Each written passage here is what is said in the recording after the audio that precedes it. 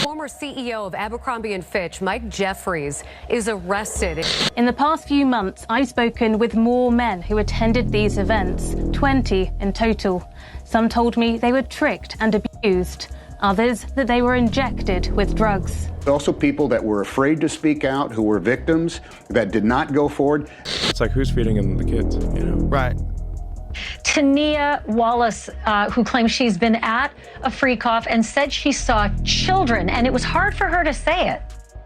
Former Abercrombie Fitch CEO Mike Jeffries has been arrested in connection with an alleged underground trafficking operation involving Sean Diddy Combs. The case has seen 15 male victims come forward with claims of abuse. This marks a significant development, hinting at more revelations involving Diddy in the near future. Stay tuned as we delve deeper into the FBI's initial arrest linked to these allegations. We have some breaking news right now. Get this. The former CEO of Abercrombie & Fitch, Mike Jeffries, is arrested in connection to a sex trafficking case. Prosecutors have been investigating allegations that Jeffries ran a sex trafficking operation involving young men. Jeffries was arrested this morning in Florida as part of an investigation led by federal prosecutors in New York. This story is developing. For more details, you can visit our website, fox32chicago.com. Mr. Jeffries, any comments about the charges? Anything you want to say to your accusers? Any comments?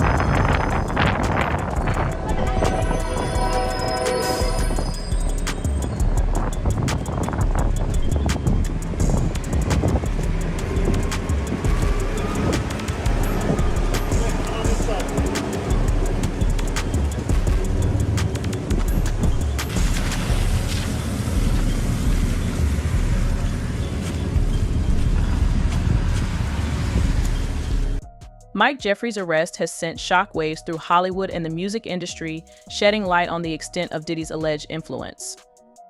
The serious accusations against Jeffries claim he exploited his power and status as CEO for personal gratification, with reports of victims being coerced into participation through disturbing means.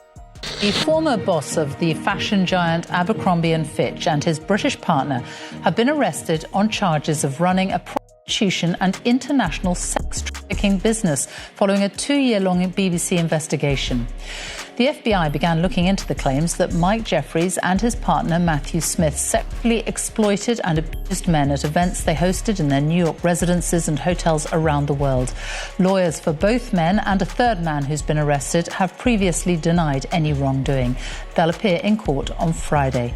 Rihanna Croxford broke the story that led to the FBI's initial investigation. Here's her report. Mike Jeffries, the mogul behind a global fashion brand. His vision made billions for Abercrombie & Fitch.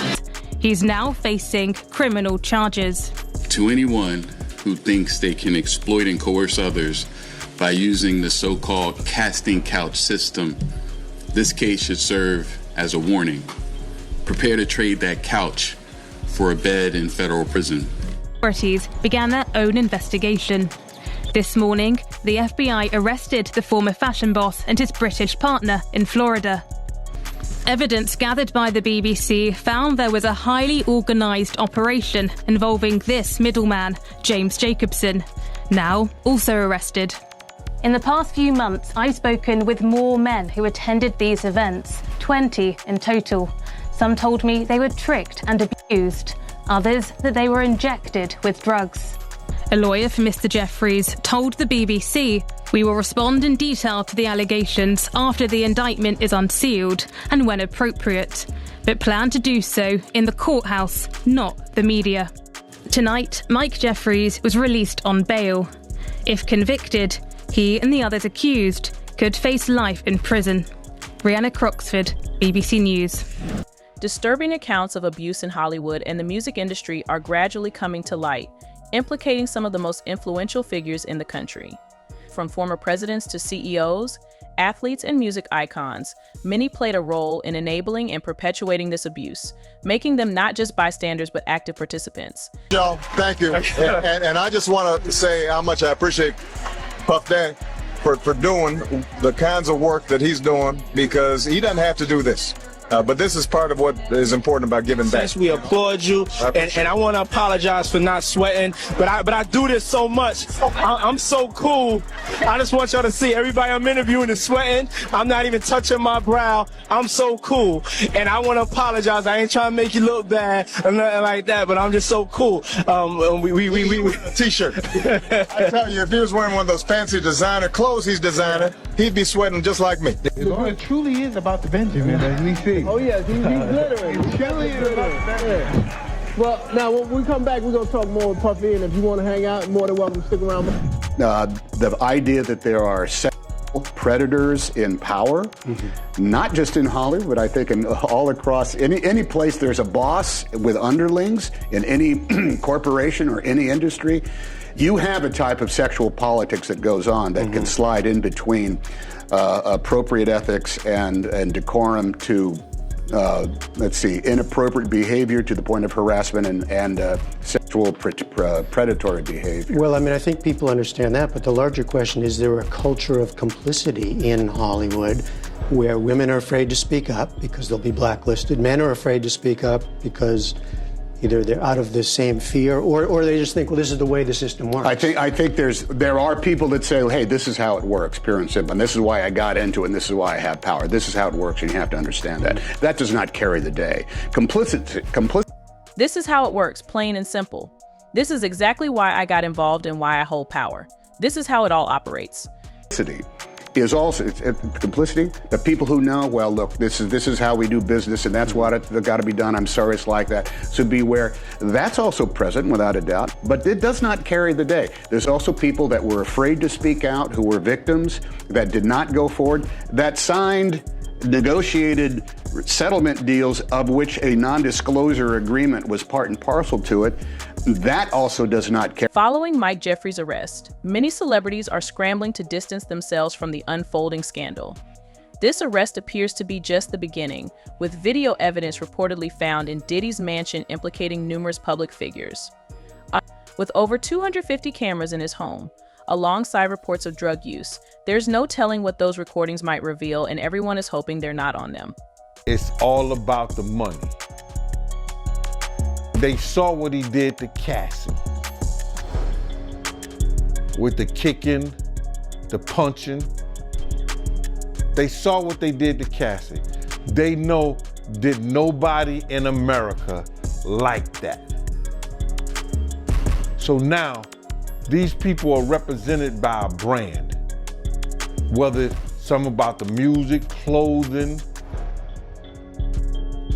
movies, they're not gonna come out and speak on nothing that has anything to do with them, and they praying that they not on the tape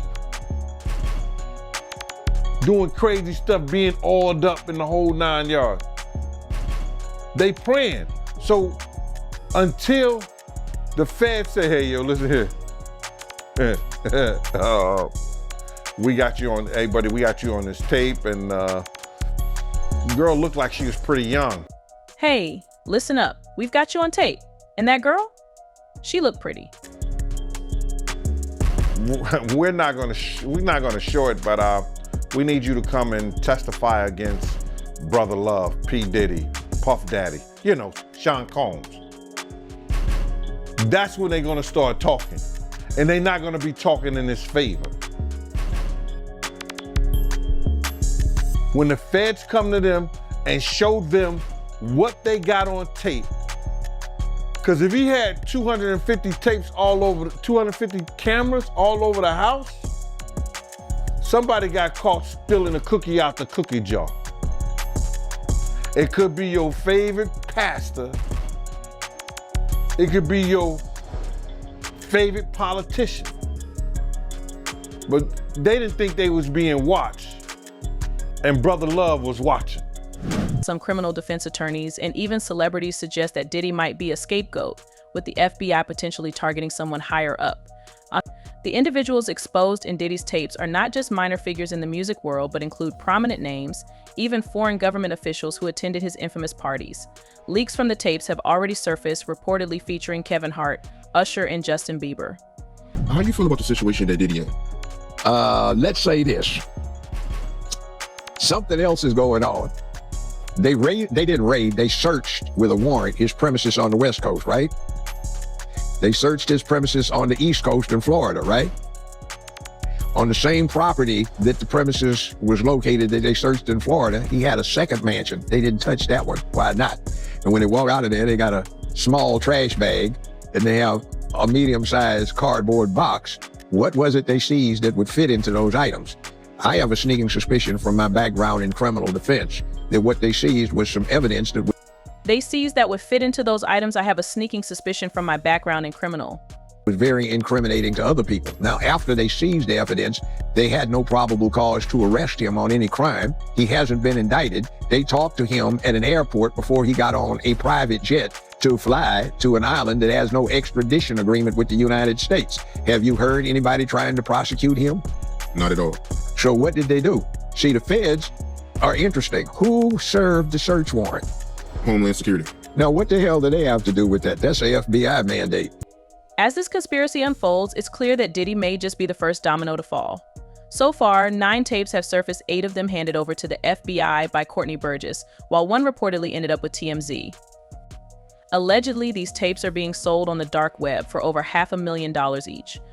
And those statements include descriptions of what the witness says he saw on those tapes. So I asked him about that, and he answered what he could, given the limitations imposed on him after testifying before the grand jury. Out of those 8 videos, 8 celebrities, 6 men and 2 women, how many of those 8 celebrities were close to being underage or potentially underage? 2 males. 2 males.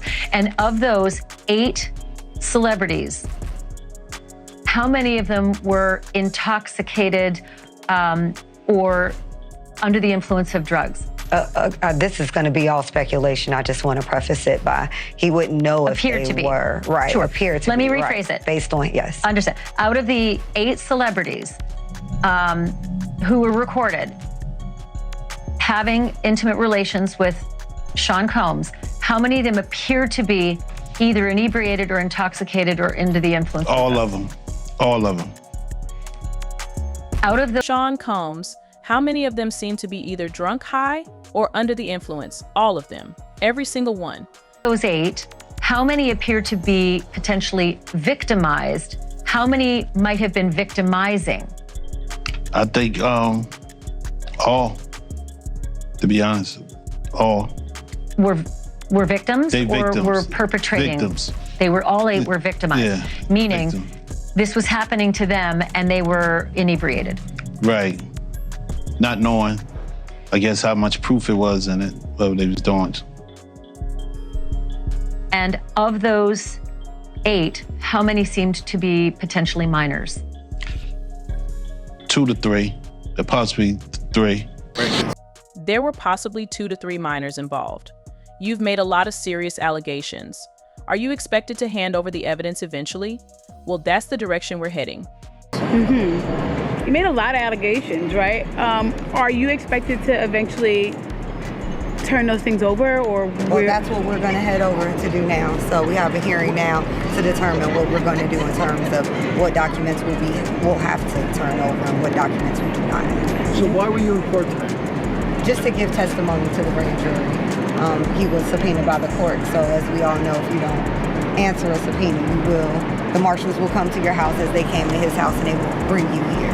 So that's why we're here today. I know you can't mention celebrities per se. You did mention some in the interview. So just to clarify, you can back that up with actual factual footage.